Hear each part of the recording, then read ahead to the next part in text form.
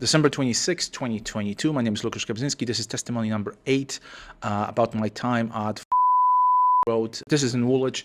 I moved in there in March of 2016, mid-March of 2016. The landlord was Polish. Like in most of my accommodation in London, I would find accommodation on londonic.net. His name was Jakub. Guy in his early 40s, supposedly some sort of construction worker, fixers. That's the word that he used, fixer.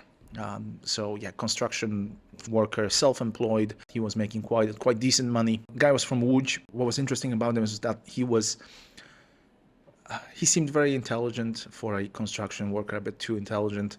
This guy begs for a separate episode. I lived there until July, beginning of July 7th or 8th of 2016, at which point I moved out to Poland briefly. I left most of my stuff in there. Landlord was okay with that because I was pretty confident I'm going to come back. At that time, on June 28, 29th, I was made redundant at Lebara, the company, 2-3 months salary. It was some sort of settlement. Group redundancy was one of those huge redundancies. They outsourced the vast majority of their operation to India and I think Bulgaria, other countries. I moved out to Poland briefly for the summer of 2016. I had weddings, my wedding side business, so my calendar was quite full at the time. When I came back, mid-November 2016, late evening hours, I think after midnight even, somewhere around mid-November 2016, when I got into my room, it was quite interesting because he bought bedding for me, and there was a candle lit, and I don't know if he wanted to create a romantic atmosphere or something. It looked quite funny, right? Definitely memorable. Mid-November until early December of 2016, I was looking for employment. I was able to find something. In the meantime, it wasn't exactly what I wanted, but it was just, it was what it was. Start date was January 3rd, I think, 2017. So for the remainder of December, I moved back. I flew back to Poland, Christmas holidays kind of a thing. I lived there effectively from January, this mid-November 2000, because I'm paying rent, right? Mid-November 2016 until early February of 2018. When I moved in, there was Jakub, the landlord, live-in landlord. There was all Polish people, right? There was a couple, Robert and Alexandra something. They later got married, so they shared the same last name. There was a guy, I forgot his name. He moved out somewhere after me moving in, I don't know, some couple of months later. There was a shared garden in the back. There was a garage. Interesting landlord. I mean, really cool guy. Oftentimes, I would come back from work. I would do my things on my computer, and I would get a text message or WhatsApp.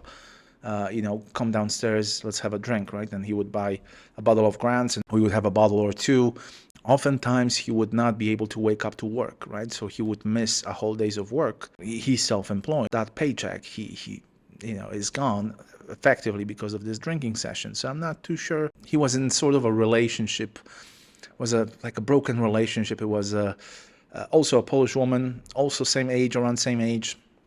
And what was interesting is that she was living with her, and this is what he tells me, right? And that might not necessarily be what actually is, what is the truth. He would take her for a date, and then he would drop her off to the same flat where she lives with her ex-husband. I mean, it just sounded funny. There were a couple of situations when I would hear sounds of, opening cupboards, that kind of a thing.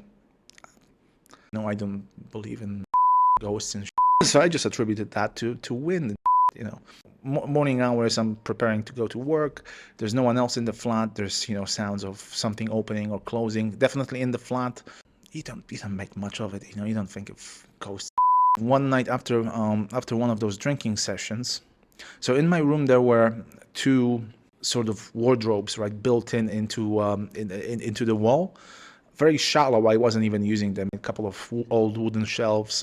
One night after one of those drinking sessions, I woke up around midnight. The doors on the left, it was they were open, and it was pitch dark inside. It was pitch dark, but there was a visible outline of a human shape. At which point, obviously, I was again, I just don't believe in ghosts and stuff, but I was not petrified. Just got me. Like I stood up. I approached the door very slowly. There was nothing in there. I definitely checked. So I thought to myself, maybe it's the after effects of drinking with him. But then again, I never had anything like that in my life. It was very strange. But it made such an impression on me that I covered that door with a wardrobe, one of two actual wardrobes that I had that I was using, standalone wardrobes, right? I covered that door with that wardrobe just to be safe, right? And I didn't think much of it. Now, fast forward to when I was moving out, right? I was moving out in February of 2018 because we had so many, cool situations drinking together. I bought myself a pair of those, like camera glasses, right? And I figured I'm going to record our drinking session, right? For laughs and giggles, right? And I'm pretty sure he could tell, like, because that it's quite obvious, right? And we're drinking and everything. And at some point you can see, and I'm going to overlay a video, one of the cupboards in the kitchen, the cupboard that he's sitting next to, opens up on its own.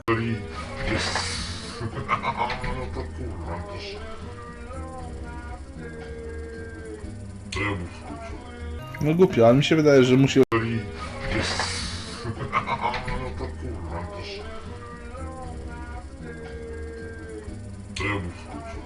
I don't think I noticed at the time.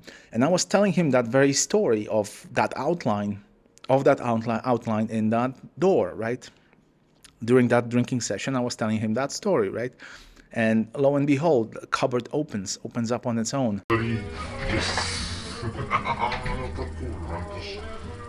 What might have been happening is in those built-in wardrobes in my wall, there could have been a secret passage to another flat. Someone would have access to my computers, right? Files, personal belongings and all that. When I moved out, they renovated the room and they even invited me back in. Like a month later, Jakub wanted me to help him fix something with the internet, but they invited me back into my room and it was renovated. At some point, there was flooding on the ceiling. There was definitely an entrance to an attic in the hallway. No one was using it, but very interesting. There was definitely some sort of flooding.